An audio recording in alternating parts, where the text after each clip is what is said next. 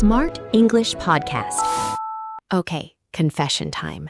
And I need you to promise, hand on heart, that you won't judge me. I promise nothing. What did you do? Is it illegal or just embarrassing? Neither. It's worse. I keep a list. A list of everyone who's ever wronged me. Every last one. I call it the ledger. The ledger. Of course it's called the ledger. How many names are on it? Let me count. 41. No, 42. I added one this morning.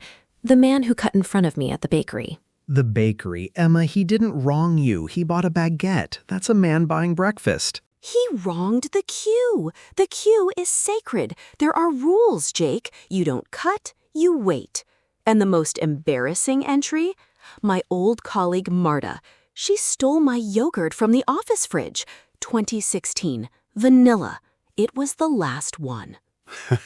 The vanilla yogurt of 2016.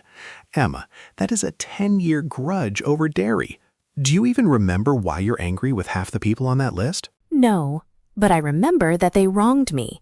And that apparently is exactly the topic. Hey, English learners, welcome back. I'm Emma. This is Jake. And yes, my ledger is real. Today we're talking about holding grudges, why we do it, what it actually costs us, and how to tell a healthy boundary from poison we're drinking on purpose. And we'll share two very different grudges. One I still defend, one I finally buried. Argue about forgiveness, and give you the exact words for letting go. Plus a game, obviously. So let's start with the obvious question. Why do we hold grudges at all? Because they're exhausting, they take up space, and yet we cling to them like they're precious. Because a grudge isn't just anger. It's a story about justice. Your brain says someone wronged you, and if you forget, the wrong never gets counted. The grudge feels like a debt collector, the only one working for you. A debt collector with no office, no salary, and terrible hours, and yet we keep employing it. The brain treats betrayal like a threat. Once you've been hurt by someone, your memory keeps a file on them. So the grudge is your brain's way of saying, stay alert, this person is dangerous. So the grudge is protection, ancient software. It kept our ancestors from trusting the tribesmen who stole their fire. The problem is, it doesn't expire. It keeps billing you forever, long after the danger is gone. And that's the cost we rarely count. But first, the story you owe me, the grudge you still defend. Right. My university friend, Danny. We'd been close since we were 16. Same football team, same terrible taste in music. In our final year, we worked on a group project. I did the research, the heavy lifting, and Danny gave the presentation alone, with my work. I watched him take all the credit. Ouch. And what happened after? The professor loved it, loved him. And Danny never once said, actually, Jake did most of this. Not once. I waited a week for him to say something. And when he didn't, something in me just closed. I stopped calling. We went from brothers to strangers, without a single fight. And the grudge, you still defend it, even now? I do. And here's the part I'm not ashamed of. I'm not angry anymore. I don't lie awake about it, but I will never trust him again. That's not a grudge, Emma. That's a fact. He showed me who he was, and I filed it. So your grudge is really a verdict, a decision you made once and stopped paying interest on. That's not what most grudges look like. Most of us keep paying. Exactly. I think there's a difference between holding a grudge and holding a lesson. The grudge is the anger kept alive on purpose. The lesson is the file you close. Danny taught me something, and I kept the lesson, but I dropped the anger. Kept the lesson, dropped the anger. That's going in the notebook. So, my turn. My grudge is the opposite. I never got a verdict. I just got silence. Oh, I don't like the sound of that. What happened? My best friend at the time, let's call her Lena. My dad was in hospital, and I was falling apart. I told Lena I was scared, and she laughed and said, "You're so dramatic, it's probably nothing." Then she changed the subject to her holiday plans. Oh, Emma, that's not a small wound. That's a deep cut. So what did you do? I never spoke to her again. Not a fight, not an explanation. I just stopped. And here's the honest part, Jake. I've never regretted it. Not once. People say forgive and forget like it's a law of physics, but that moment taught me that some things you don't forget, and you don't have to. And that's the grudge you still defend, and I completely see why. But let me ask the hard question. Did you ever tell her? Did she ever know why she lost you? No, and I've wondered about that. Part of me thinks she deserved an explanation. The other part thinks she laughed at my fear. She didn't deserve my energy. Not even an explanation's worth. And honestly, the silence was the boundary. The grudge was just me making sure I never walked back in. So your grudge was doing a job, holding the door closed. And that's the nuance nobody talks about. Some grudges are actually walls you built to protect yourself. They're not poison, they're architecture. Architecture, not poison. Okay, that's a real reframe. And here's where I want to push back on myself. My wall also cost me. I lost a whole friend group. I stopped trusting new people for a while. The wall kept Lena out, but it also made it hard for anyone else to get in. That's the hidden tax of the wall grudge. It protects the castle, but it also blocks the traffic. And that's why the real skill isn't never hold grudges. It's knowing which grudge is doing a job and which one is just collecting rent in your head. Collecting rent in your head? That's the phrase for the cost. Because the grudge is a room you're renting, and the other person lives there rent-free. Every replay, every what-if, every angry shower conversation, that's you paying rent. And the research backs it up. Ruminating on a grudge keeps your stress high. It affects sleep, mood, health. There's even a famous saying, holding a grudge is like drinking poison and expecting the other person to die. The poison only ever kills the drinker. The poison metaphor. Everyone's heard it, and it's true. But here's my pushback, Jake, because I know you're about to tell me to forgive everyone for my own sake. You know me too well. Go on, defend the grudge. The forgive for your own sake advice, the forgiveness industry, treats every grudge like a disease. But some anger is information. Some grudges are honest. This person hurt me, and forgiving them before they've changed doesn't heal me. It just lets them do it again. So you're saying forgiveness can be premature. That's actually fair. Forgiving someone who hasn't changed isn't mercy. It's a repeat booking. A repeat booking. That's the phrase. And it connects to boundaries. Forgiveness is about the past, but trust is about the future. You can forgive someone for what they did and still never trust them again. Those are two completely different decisions. And that's the grounded truth we've been circling. The opposite of a grudge isn't forgiveness, it's indifference. The goal isn't to forgive everyone, it's to get your energy back, to stop paying rent. The opposite of a grudge is indifference. That's the whole episode, honestly. You don't have to forgive the bakery man. You just have to stop billing him. The bakery man. I'd love to see that ledger entry. But moving on, how do you actually get your energy back? Because just let it go is lovely advice and a terrible instruction. Let's get practical. What works? I have a 3-step process. Step 1, name the actual wound, not the surface story, the real one. The yogurt was never about yogurt. It was about feeling disrespected and unseen. The grudge is usually about a wound you haven't named. And once you've named it, step 2? Step 2, decide the verdict. Is this person safe to trust? Step 3, choose the outcome, repair, boundary, or release. Repair if they're safe and the wound is small. Boundary if they're not. Keep the lesson, drop the anger. Release if the wound is yours to carry alone. Repair, boundary, or release. 3 doors. And the mistake most people make is trying to walk through all 3 at once, or forcing repair when the honest answer is boundary.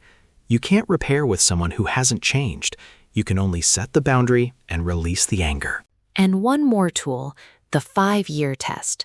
Will this matter in 5 years? Most grudges fail instantly. The yogurt fails, the cue fails, but betrayals pass, cruelty passes. The test isn't an excuse to dismiss your feelings. It's a filter for the petty stuff. The 5-year test, with an honest warning. The person who wronged you might not even remember. And that's the cruelest twist of the grudge. You're holding the whole weight, and they've already put it down. You're the only one still carrying the suitcase. You're the only one still carrying the suitcase, and they're not even at the airport. And there's one grudge we haven't mentioned yet, the one we never talk about. The grudge against yourself. Ooh, the self-grudge. That's the darkest entry in everyone's ledger, and the hardest to release. You hold it against yourself for the mistake you made, the word you said, the person you failed, and you've been paying rent on that room for years. Exactly. And the self-grudge follows the same rules. You can't repair with your past self. You can only set a boundary with the memory and release the anger. I did the best I could with what I knew then. That's the release sentence. Simple to say, hard to mean. And yet it's the most valuable one, because the self-grudge protects you from nothing. It's pure rent, and you can stop paying it today if you choose. Okay, I think we need the game now. It's called grudge or boundary. I'll describe a situation, and you tell me, is this person holding a grudge, poison in a jar, or holding a boundary, protection that's working? Poison in a jar versus protection that's working. I love this game. Give me the first one. Situation 1. A man refuses to lend money to his cousin ever again because the cousin borrowed £300 8 years ago and never repaid a penny. Boundary, clearly. He learned something real and he adjusted. He's not angry, he's just informed. If he brings it up at every family dinner for the next decade, that's a grudge. But the refusal itself? That's just wisdom with a wallet. Situation 2. A woman hasn't spoken to her brother for 15 years because he made one comment about her cooking at a family party. Grudge, and a spectacular one. 15 years of silence over a comment about potatoes? That's not a boundary, that's a monument. The wound is almost certainly deeper. The comment was just the last straw, but she's never examined it. She's just kept the wall up. And situation 3, the tricky one. A woman declines every invitation that includes her ex-husband, even though the divorce was 10 years ago and he's remarried and happy. On the surface, that looks like a grudge. But honestly, I'd call that a boundary. She's not plotting, not obsessing. She's just chosen not to be in that room. The difference is the inner weather. Is she calm about it, or is she boiling? Same behavior, two different hearts. Same behavior, two different hearts. The real lesson of the game. A boundary is a decision you made and stopped thinking about. A grudge is one you never stopped thinking about. The inner state is the truth. And that's why nobody else can judge your grudge. Only you know whether it's a wall or a wound. Which brings me to our learners, because language learning has its own version of this. Oh, absolutely. The grudge against English. I was laughed at in class when I was 12, so English is not for me. That's a grudge against a language held for decades, and the only person paying for it is the learner. The language grudge. It's real, and it's everywhere. Someone humiliated you once, a teacher, a classmate, a stranger's laugh, and you decided the whole language was the enemy. You've been drinking the poison and expecting English to die. And the 5-year test applies here too, even the 20-year test. The teacher who laughed at you probably doesn't remember. The classmate living their own life. But you're still carrying the suitcase. The grudge against English has cost you years of fluency. So the answer for the language grudge is almost always release. Not because the humiliation wasn't real, it was, but because the grudge hurts the grudge holder. The language didn't do it, one person did. And you can put the suitcase down. Put the suitcase down. And here's the beautiful part. Every new conversation in English is a small release, a new memory stacked on the old one. The more you speak, the more the new story outgrows the old. That's how you bury the grudge, with 100 small yeses. 100 small yeses. I love that. And now, the language of grudges, because English has a gorgeous shelf of phrases for exactly this. Let's open it, but explain them like a friend, not a text. To bear a grudge, to hold anger against someone for a long time. It's the formal, serious one. He bears a grudge against his old boss. And to hold something against someone, to let a past action affect how you treat them now. I don't hold it against you. We were both young. And the release phrases, to let bygones be bygones, to decide that past disagreements should be forgotten, and water under the bridge, past events that are no longer important, like water that has already flowed past you. We had our fights, but it's all water under the bridge now. And the famous one, forgive and forget, to fully forgive and stop thinking about it. It sounds lovely. It's also, honestly, the hardest phrase in the English language, because forgetting isn't always possible or wise, which is why we said the opposite of a grudge isn't forgiveness, it's indifference. Okay, I think we've earned the nerdy bit. Are you ready to slow down and do word tour? Always ready. It's word tour time, where we take the words that actually showed up in our conversation and give them a proper home. Emma, you start us off. Word 1. To bear a grudge. It means to hold on to anger against someone for a long time. Example, he still bears a grudge against the company that fired him 10 years ago. And my example, she bears a grudge against her old neighbor, and honestly, the neighbor deserved it. Notice it's the serious one. You bear a grudge. You don't just have one. It sounds heavy, because it is. Word 2 from me, to hold something against someone. To hold something against someone. To let something they did in the past affect how you treat them now. Example, I was late once and he still holds it against me. And mine, she held it against him for years until she finally heard his side. Word 3, to let bygones be bygones. To let bygones be bygones. To decide that past disagreements should be forgotten and to move on. Example, we argued for months, but we've decided to let bygones be bygones. The word bygones, things that are gone by, is old-fashioned, which makes the phrase feel wise and a little formal.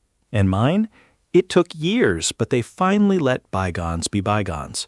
Word 4, water under the bridge. Water under the bridge. Past events that are no longer important, like water that has already flowed past. Example, we had some terrible fights, but that's all water under the bridge now. It's the gentle version of release. No ceremony, just flow.